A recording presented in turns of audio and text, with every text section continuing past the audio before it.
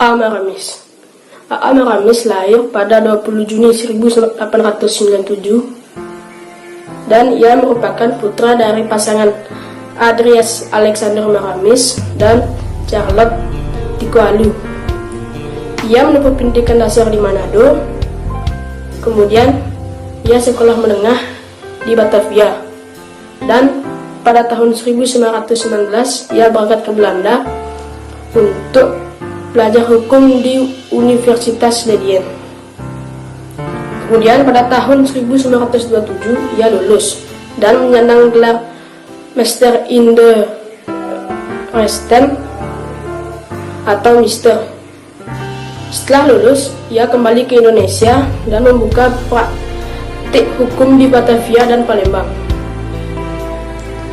Ia menjadi pejuang kemerdekaan yang pernah tergabung dalam KNIP dan BPUPKI, dan sebagai perumus dan penandatangani Piagam Jakarta pada tahun 22 Juni 1945. Beliau juga termasuk dalam Panitia 9, dan ia pernah menjadi Menteri Keuangan Indonesia dan merupakan orang yang menandatangani Uang Republik Indonesia pertama. Raden Ajeng Kartini lahir pada tanggal 21 April 1879 di Jepara, Jawa Timur.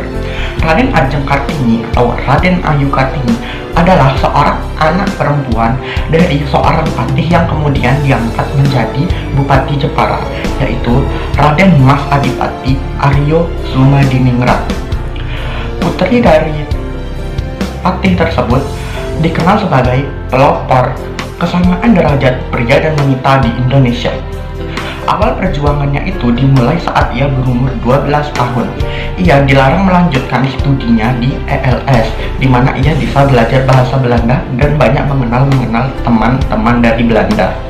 Nah, larangan buat mengejar cita-cita bersekolah yang muncul dari keluarganya dan kemajuan pendidikan wanita-wanita di Eropa ini menyulut emosinya, dan ia ingin memperjuangkan kesamaan derajat wanita dan pria. Setiap tanggal 21 April diperingati sebagai Hari Kartini oleh bangsa Indonesia karena ini adalah tanggal lahir R.A. Kartini yang akan diperingati setiap tahunnya. R.A. Kartini memiliki buku yang bersemboyan Hadis Gelap Terbitlah Terang. Setelah ada kesulitan, pasti ada jalan. Seperti kesamaan derajat pria dan wanita di Indonesia, semua itu pasti ada jalannya. Dan pada akhirnya, R.A. Kartini bisa menyamakan derajat wanita dan pria di Indonesia. Kesulitan dan ketidakadilan tersebut membuat R.A. Kartini berjuang untuk menyamakan hak-hak kaum wanita dan pria di Indonesia.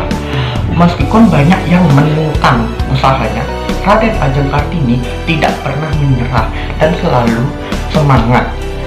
Ia juga tidak pernah negatif thinking atau berpikiran yang buruk. Akhirnya, perjuangan bangsawan perempuan itu membuahkan hasil yang dapat kita rasakan saat ini, yaitu wanita dan pria yang derajatnya sama-sama bisa bersekolah, sama-sama bisa bekerja di instansi, dan lain-lain. Dr. Haji Muhammad Atta atau sering dikenal dengan Bung Hatta lahir dengan nama Muhammad Attar di Bukit Tinggi, Sumatera Barat pada tanggal 12 Agustus 1902, dan ia meninggal di Jakarta pada tanggal 14 Maret 1980 pada umur 77 tahun. Ia adalah negarawan dan ekonom Indonesia yang menjabat sebagai Wakil Presiden Indonesia pertama. Ia bersama Soekarno memainkan peran sentral dalam perjuangan kemerdekaan Indonesia dari penjajahan Belanda, sekaligus memproklamirkannya pada tanggal 17 Agustus 1945. Ia juga pernah menjabat sebagai Perdana Menteri Kabinet Hatta I, Hatta II, dan RIS. Pada 1956, ia mundur dari jabatannya sebagai Wakil Presiden karena berselisih dengan Presiden Soekarno. Muhammad Atta dikenal akan komitmennya pada demokrasi. Ia mengeluarkan maklumat X yang menjadi tonggak awal dari demokrasi Indonesia di bidang ekonomi, pemikiran, dan sumbangsinya terhadap pengembangan koperasi yang membuat ia dijuluki sebagai Bapak Koperasi. Ia meninggal pada 1980 dan jenazahnya dimakamkan di Tanah Kusir, Jakarta. Pemerintah Indonesia menetapkannya sebagai salah seorang pahlawan nasional Indonesia pada tanggal 23 Oktober 1986 melalui Kepres nomor 081-TK-1986. Namanya bersanding bersama Insinyur Soekarno sebagai Dwi Tunggal dan disematkan pada Bandar Udara Soekarno-Hatta. Di Belanda, namanya diabadikan sebagai nama jalan di kawasan perumahan Zuidpolder Haarlem. Khairul Saleh merupakan seorang mahasiswa hukum yang ikut aktif dalam kegiatan kepemudaan. Ia bergabung dalam kegiatan pemuda dari Asrama Menteng Raya 31. Saat peristiwa Rengas Dengklok yang terjadi pada tanggal 16 Agustus 1945 menjadi awal pergerakan percepatan kemerdekaan Indonesia yang dipelopori oleh Khairul Saleh, Ikana, dan para pemuda lainnya. Peran Khairul Saleh menjadi sangat menarik pada awal proklamasi kemerdekaan, karena Khairul Saleh sebagai pemimpin para pemuda berusaha untuk mendesak Insinyur Soekarno dan Muhammad Hatta agar segera menyatakan kemerdekaan. Dan pada awal pergerakan Perhimpunan Indonesia, Khairul Saleh merupakan orang kepercayaan Insinyur Soekarno yang paling dekat sehingga ia masuk dalam kabinet dan menjadi Menteri Urusan Veteran. Jenderal Sudirman lahir pada 24 Januari 1916. Ia adalah seorang perwira tinggi Indonesia pada masa Revolusi Indonesia.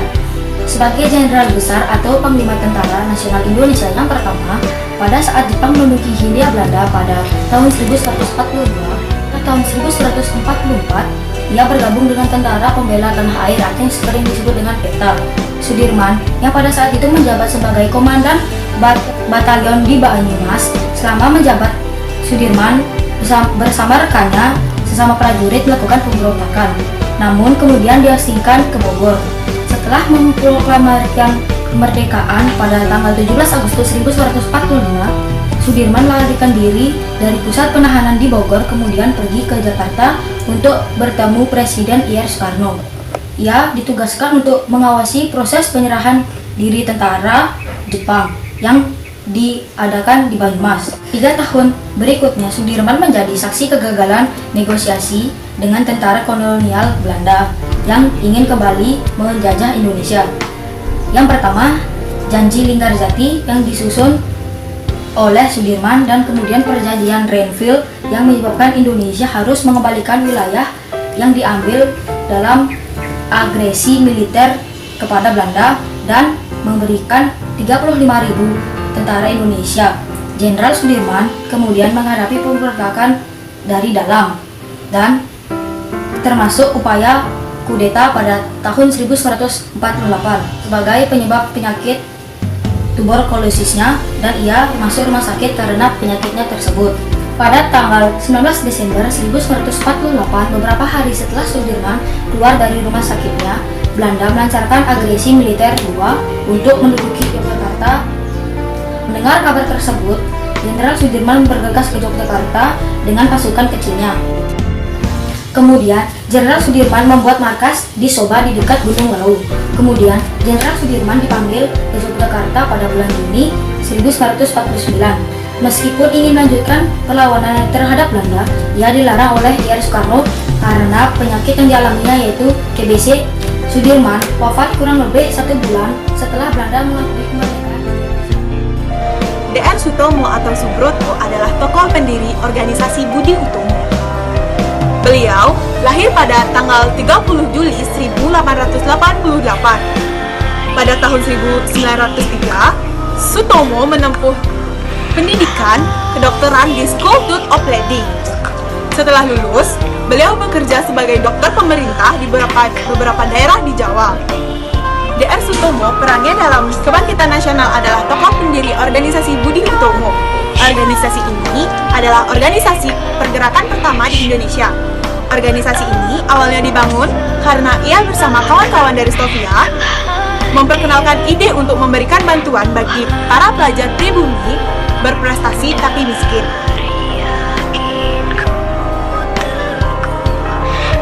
Terima kasih DR Sutomo, berkat upayamu, pemuda Indonesia menjadi lebih maju dan berprestasi. Dari itu, tonggak kemerdekaan Indonesia menjadi lebih jelas dan mewujudkan Indonesia yang merdeka dan maju.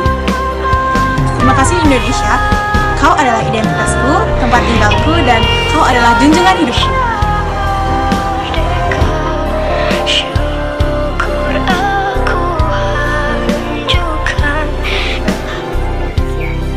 Muhammad Salibi atau yang lebih dikenal sebagai Salibi Belik lahir di Sleman, Yogyakarta pada tanggal 22 November 1908. Beliau meninggal di Jakarta pada tanggal 27 Februari 1989 pada umurnya 80 tahun.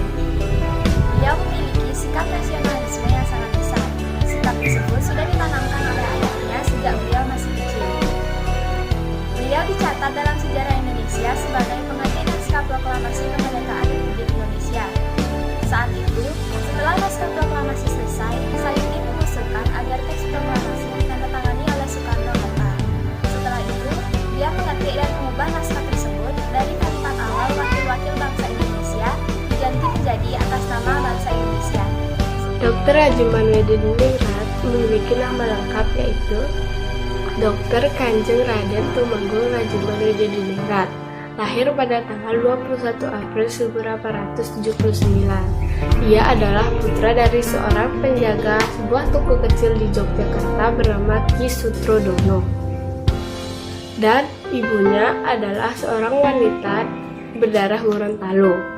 Meski bukan dari kaum bangsawan, namun semangat belajarnya sangat tinggi. Ia berhasil mengenyam pendidikan sampai ke negeri Belanda, Inggris, Prancis, dan Amerika. Ia berhasil memperoleh gelar dokternya di negeri Belanda pada usia 20 tahun. Dr. Haji Manwidudiningrat merupakan tokoh pergerakan nasional, meski kiprahnya tak setinggi Insinyur Soekarno maupun Bung Hatta. Ia merupakan salah satu pendiri Budi Utomo dan sempat menjadi ketua pada tahun 1914 sampai 1915. Ia juga mewakili Budi Utomo menjadi anggota dalam Volkskrant bentukan Belanda sampai tahun 1931. Memiliki andil besar dalam usaha mencapai kemerdekaan Indonesia dengan menjadi ketua BPUPKI. Saat itu, ia pernah menanyakan tentang dasar negara Indonesia jika kelak telah merdeka, dan dijawab Bung Karno dengan uraiannya tentang Pancasila. Uraian tersebut diyakini pernah ditulis Haji Manwidudiningrat dalam sebuah pengantar penerbitan buku Pancasila yang pertama tahun 1948 di Desa Dirgo, Kecamatan Widodaren, Kabupaten Ubi. Pada tanggal 20 September 1952, Dr. Haji Manwidudiningrat menghembuskan nafas terakhirnya di Desa Dirgo, Kecamatan Widodaren, Kabupaten Ubi. Jenazahnya dimakamkan di Desa Meti, Kecamatan Sleman, Kabupaten Yogyakarta. Jenderal Besar Sudirman atau Jenderal Sudirman lahir pada tanggal 24 Januari 1916 dan wafat pada tanggal 29 Januari 1950 pada usianya 34 tahun. Beliau adalah seorang perwira tinggi Indonesia pada masa Revolusi Nasional Indonesia. Sebagai Panglima Besar TNI pertama, ia adalah sosok yang sangat dihormati di Indonesia. Bentuk perjuangan dari Jenderal Sudirman adalah beliau melancarkan serangan gerilya kepada penjajah Belanda. Meskipun pada saat itu ia sedang mengalami penyakit paru-paru, hal ini tidak mencegahnya untuk terus berperang. Ia bahkan memimpin operasi penyerangan dari dalam tandunya yang dibawa oleh para prajuritnya yang setia. Beliau dikenal berkat perjuangan yang gigih dalam melawan bangsa Belanda. Beliau jugalah yang memperkenalkan istilah taktik gerilya dalam upaya melawan musuh. Hatta atau Muhammad Hatta terlahir dengan nama Muhammad Attar di Fort de Kock, Hindia Belanda pada tanggal 12 Agustus 1902 dan meninggal pada tanggal 14 Maret 1980 pada umur yang ke-77. Beliau merupakan aktivis dan ekonom Indonesia yang pernah menjabat sebagai Wakil Presiden Indonesia pertama bersama Insinyur Soekarno sebagai Presiden. Beliau bersama dengan Insinyur Soekarno memegang peranan sentral dalam perjuangan kemerdekaan Indonesia dari penjajahan Belanda sekaligus memproklamasikan kemerdekaan Indonesia pada tanggal 17 Agustus 1945. Beliau pernah menjabat sebagai Perdana Menteri pada Kabinet Hatta I, Hatta II, dan RIS. Pada tahun 1956, beliau mengundurkan diri dari jabatannya sebagai Wakil Presiden karena berselisih dengan Insinyur Soekarno. I Gusti Ketut Puja adalah pahlawan nasional Indonesia. Ia ikut serta dalam perumusan negara Indonesia melalui panitia persiapan kemerdekaan Indonesia, mewakili Sunda Kecil, saat ini Bali dan Nusa Tenggara. I Gusti Ketut Puja juga hadir dalam perumusan naskah teks proklamasi di Rumah Laksamana Medan. Ia kemudian diangkat Soekarno sebagai Gubernur Sunda Kecil. Pada tahun 2011, I Gusti Ketut Puja ditetapkan oleh pemerintah Republik Indonesia sebagai pahlawan nasional bersama 6 orang lainnya. Pada tanggal 19 Desember 2019, atas jasa-jasanya pemerintahan Republik Indonesia mengabdikan beliau di pecahan uang logam rupiah baru, pecahan Rp1.000. Bentuk semangat dan komitmen Muhammad Atta. Yang pertama, semangat persatuan dan kesatuan. Yang kedua, pejuang hak asasi manusia. Yang ketiga, cinta tanah air. Yang keempat, mengutamakan kepentingan umum. Dan yang terakhir, berjiwa kepahlawanan. Sejarah perjuangan Muhammad Atta. Perjuangan beliau sudah dimulai sejak beliau menempuh pendidikan di negara Belanda. Banyak sekali upaya yang beliau lakukan bersama teman-temannya. Salah satunya, menyuarakan kemerdekaan Indonesia di Belanda. Sepulangnya di Indonesia, ia melanjutkan perjuangannya secara diplomatik guna mengeluarkan Indonesia dari pengaruh kolonialisme Belanda. Salah satu langkah yang beliau lakukan adalah bergabung dengan Badan BPUPKI. Secara khusus, beliau tergabung dalam Panitia 9 guna mengolah usul dan konsep para anggota mengenai dasar negara Indonesia. Tidak hanya itu, setelah dibubarkannya BPUPKI, beliau kemudian aktif di PPKI bersama tokoh nasional lainnya Insinyur Soekarno. Berkat kerja kerasnya, Indonesia mampu meraih kemerdekaan. Semangat dan komitmen yang dimiliki oleh Laksamana Muda Maeda. Yang pertama, berjiwa kepahlawanan. Yang kedua, berjuang hak asasi manusia. Yang ketiga, mengutamakan kepentingan umum. Laksamana Muda Maeda meninggal pada tanggal 13 Desember 1977. Laksamana Muda Maeda adalah seorang perwira tinggi Angkatan Laut Kekaisaran Jepang di Hindia Belanda pada masa Perang Pasifik. Selama pendudukan Indonesia di bawah Jepang, ia menjabat sebagai Kepala Penghubung Angkatan Laut dan Angkatan Darat Tentara Kekaisaran Jepang. Laksamana Muda Maeda memiliki peran yang cukup penting dalam kemerdekaan Indonesia, yaitu dengan mempersilahkan kediamannya di Jalan Imam Bonjol nomor 1 Jakarta Pusat sebagai tempat penyusun naskah proklamasi oleh Soekarno, Muhammad Atta, dan Asmat Subarjo, ditambah sang juru ketik Setuneli. Selain itu, dia juga bersedia menjamin keamanan bagi mereka. Kini, bekas kediamannya menjadi museum perumusan naskah. Ki Bagus Hadikusumo merupakan tokoh pengurus besar Muhammadiyah yang telah memimpin selama 11 tahun sejak 1942 sampai 1953. Selama berkiprah di Muhammadiyah, ia juga berhasil merumuskan pokok pemikiran Ki Hajar Ahmad Dahlan. Pokok pemikiran tersebut kini menjadi dasar ideologi Muhammadiyah, yaitu matan kepribadian Muhammadiyah, matan keyakinan, dan cita-cita hidup Muhammadiyah. Saat memimpin Muhammadiyah, Ki Bagus Hadikusumo berani menentang perintah pimpinan tentara Dainippon yang terkenal ganas dan kejam.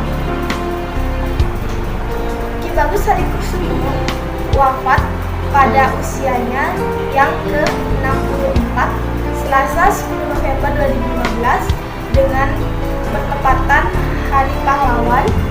Ia diberi gelar Pahlawan Nasional Republik Indonesia oleh Presiden Joko Widodo. Abi Kusno Cokrosuyoso lahir di kota Karanganyar, Kebumen pada tahun 1897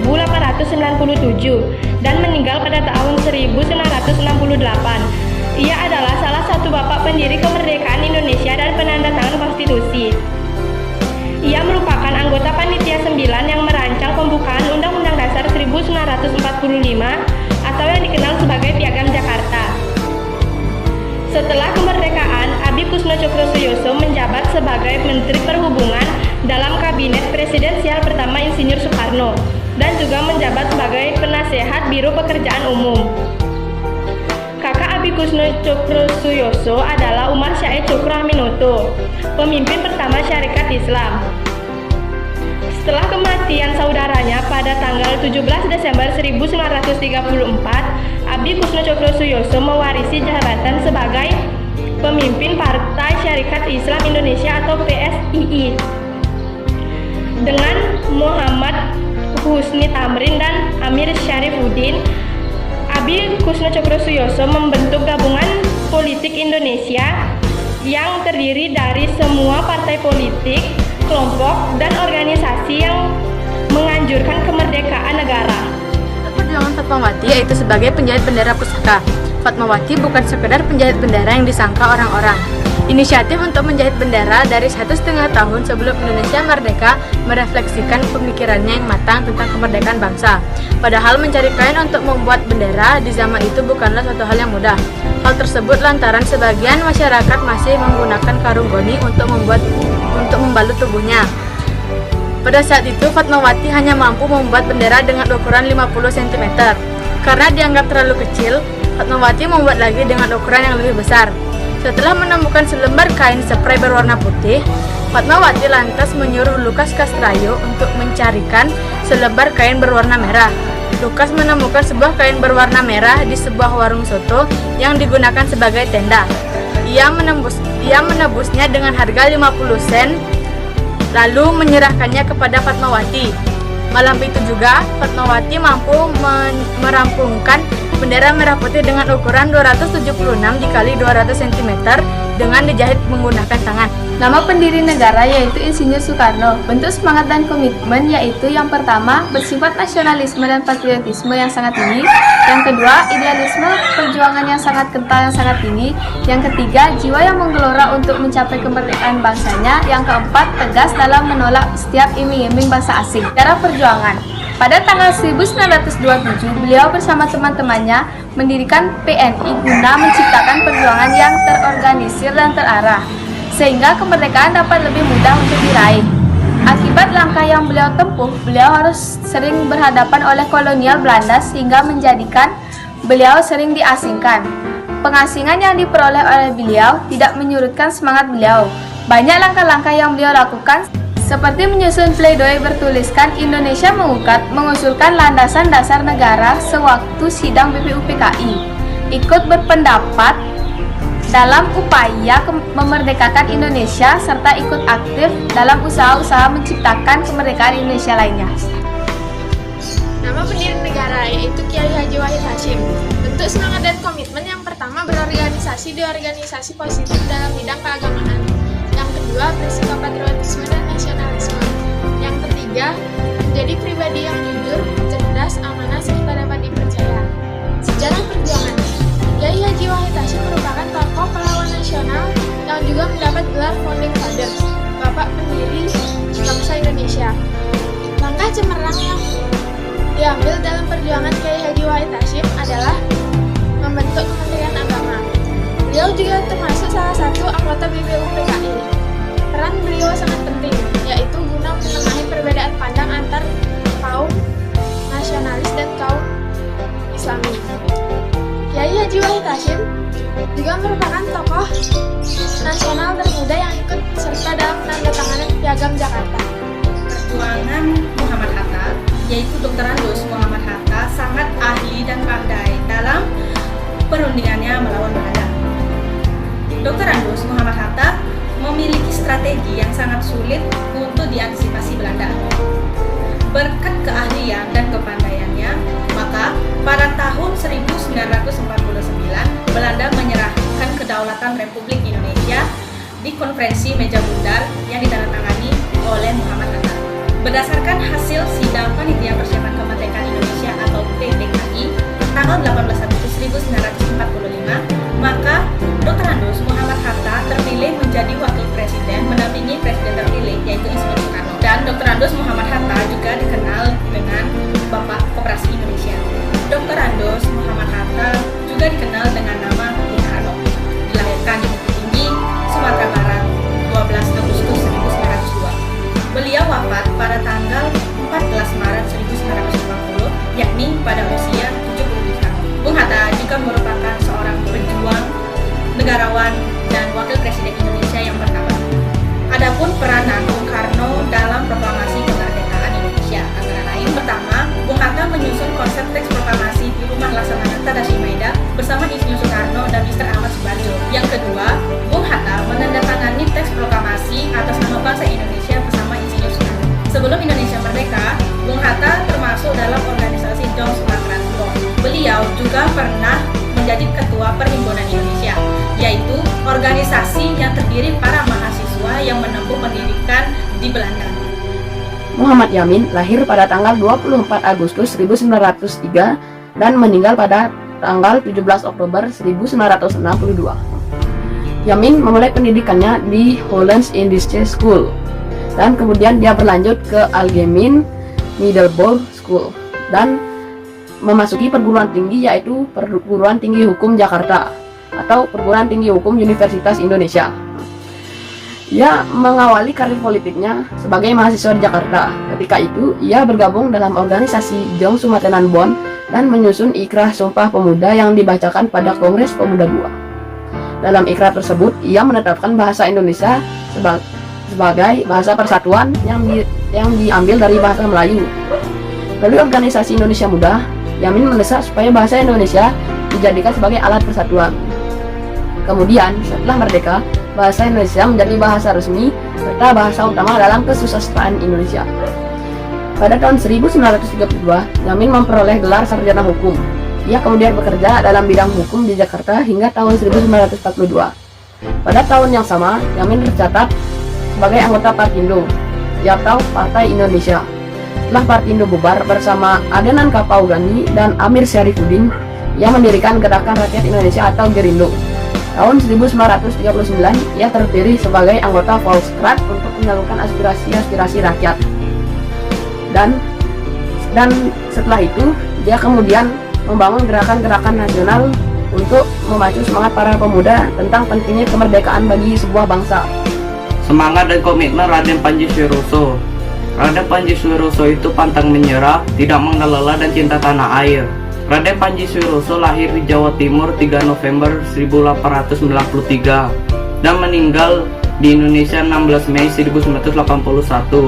Adalah mantan Gubernur Jawa Tengah, mantan Menteri Pekerjaan Umum Republik Indonesia, dan mantan anggota BPUPKI yang berperan sebagai Wakil Ketua BPUPKI yang dipimpin oleh KRT Rajiman Widodiningrat.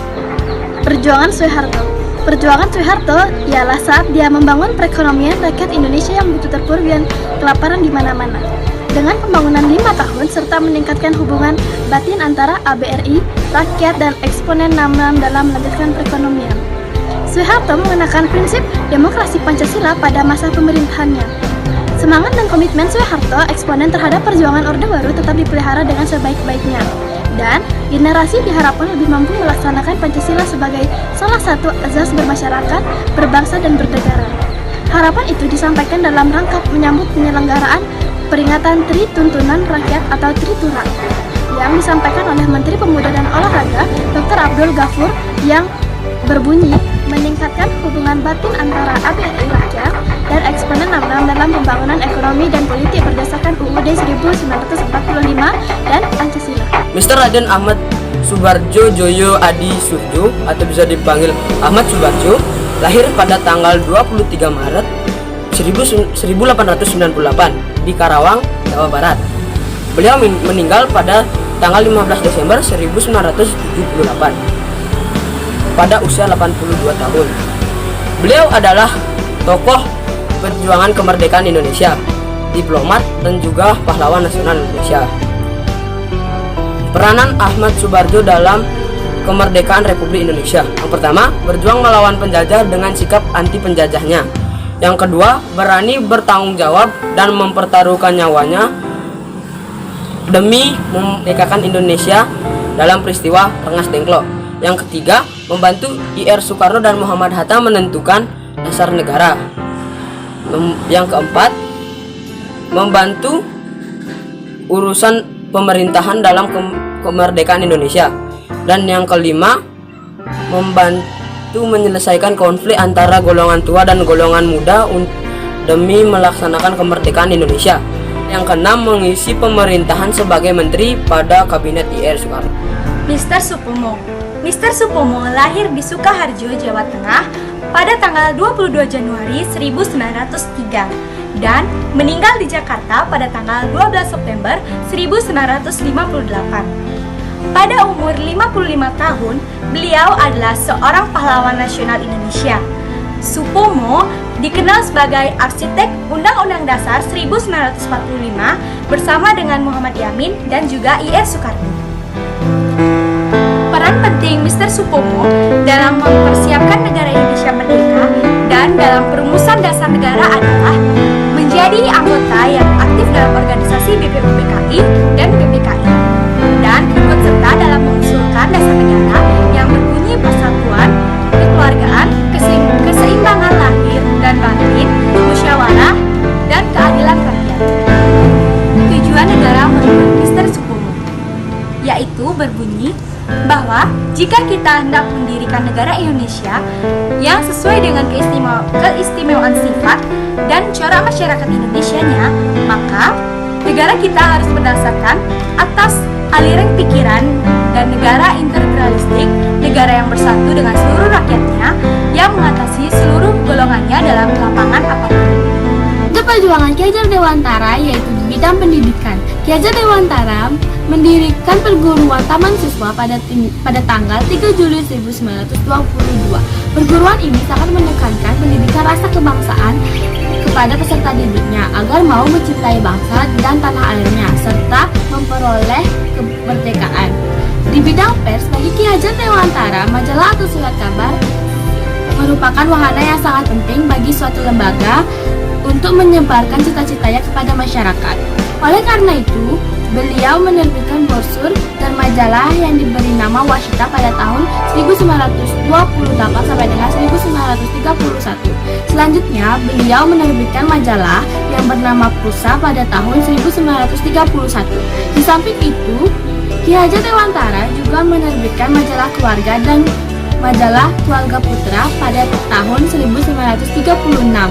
Semboyan yang dipakai oleh Ki Hajar Dewantara yaitu Tuturi Handayani, yang berarti di depan memberi contoh, di tengah memberi semangat, dan di belakang memberi dorongan.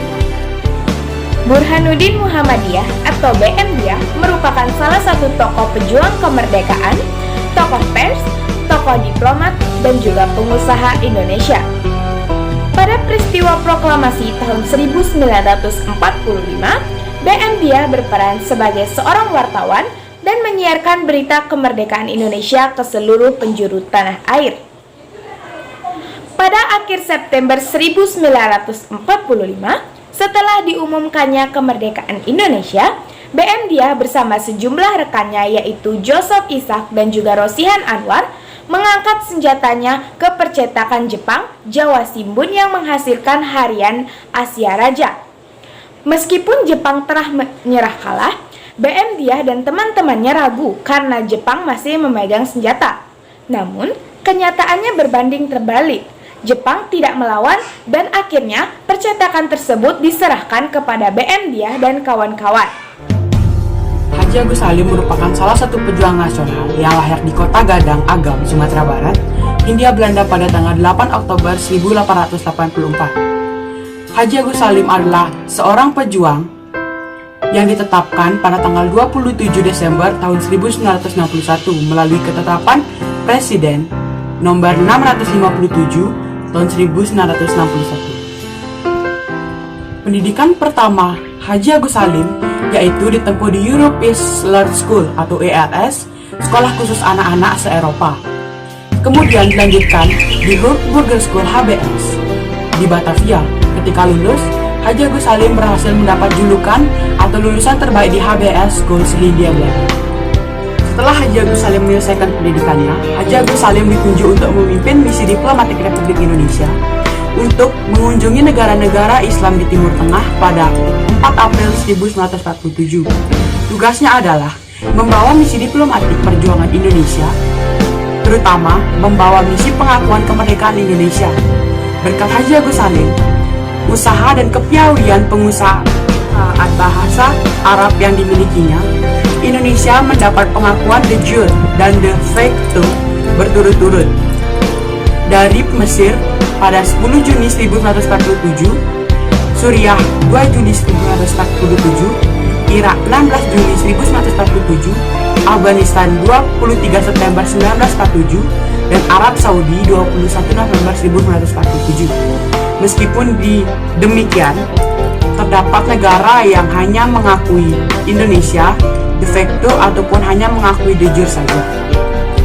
Setelah Haji Agus Salim menyelesaikan pendidikannya, pada saat itu pun Belanda mulai dengan agresi militer satu dan Sultan Syahrir telah meninggalkan Indonesia. Perjuangan diplomasi Agus Salim menentang kembalinya Belanda. Dewan Keamanan sedang memperdebatkan agresi militer Belanda satu atas wilayah Indonesia.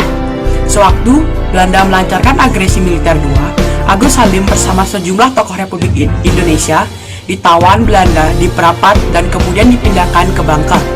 Agus Salim dibebaskan dari pengasingan pada tahun 1949. Lalu, pada agresi militer Belanda II, Agus Salim turut serta dalam delegasi Indonesia yang diketuai oleh Muhammad Hatta di konferensi Meja Bundar. Dalam periode KMB ini, Agus Salim tetap menunjukkan sikapnya sebagai putra bangsa untuk selalu berjuang demi membela Nusa. Setelah selesai melakukan agresi militer II, Agus Salim juga mengikuti beberapa organisasi lainnya dan melakukan beberapa kegiatan lainnya, seperti menjadi anggota Panitia 9 dan beliau ikut serta dalam merumuskan dasar negara. Lalu, pada tahun 1952, ia menjabat ketua di Dewan Kehormatan PWI. Biarpun penanya tajam dan kritikannya pedas, namun Haji Agus Salim masih mengenal batas-batas dan menjunjung tinggi kode etik jurnalistik 3 pada tahun 1946 sampai 1950. Ia laksana bintang cemerlang dalam pergolakan politik Indonesia sehingga kerap kali digelari orang tua besar atau the grand old man.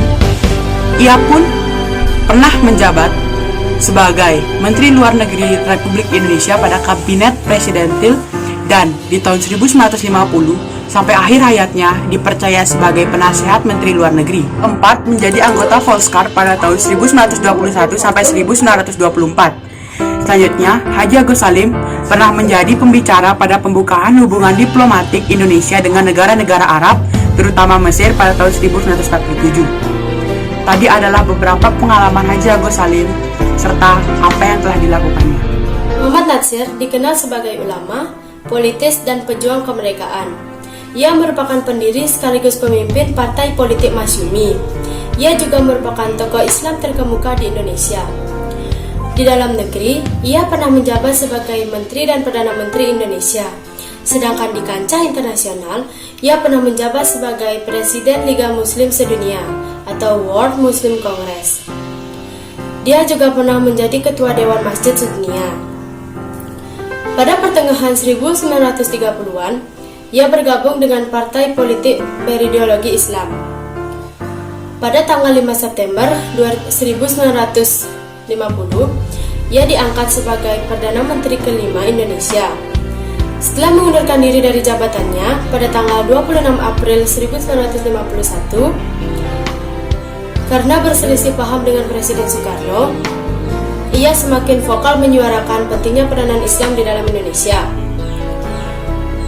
Muhammad Natsir telah banyak menulis pemikiran tentang Islam. Setelah karya tulis pertamanya diterbitkan pada tahun 1929, hingga akhir hayatnya ia telah menulis sebanyak 45 buku dan ratusan karya tulis lainnya. Selama hidupnya, ia telah dianugerahi 3 gelar doktor honoris causa, 1 dari Lebanon dan 2 dari Malaysia.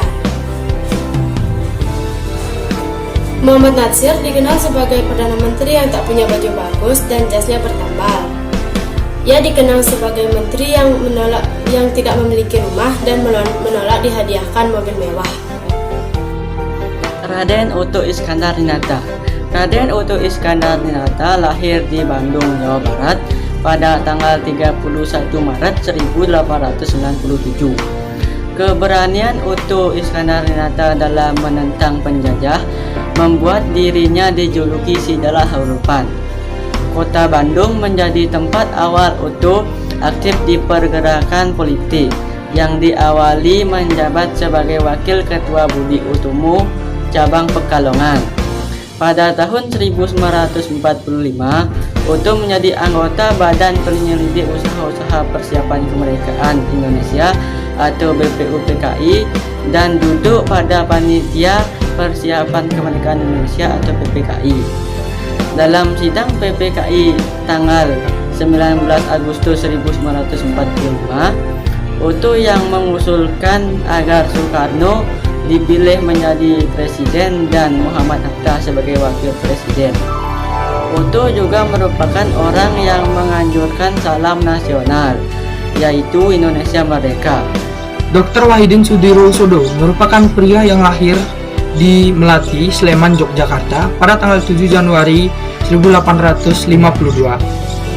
Ia merupakan lulusan dari Stovia atau sekolah kedokteran yang berada di Batavia pada masa penjajahan Belanda.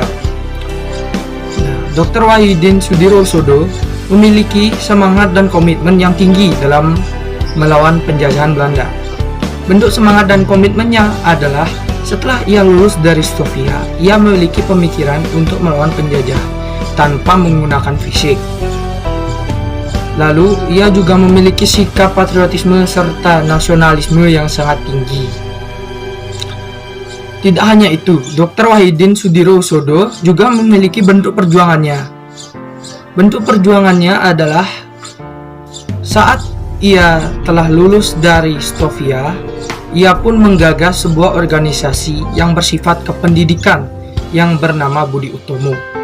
Budi Utomo didirikan pada tanggal 20 Mei tahun 1908. Dan sampai saat ini, tanggal 20 Mei diperingati sebagai Hari Kebangkitan Nasional.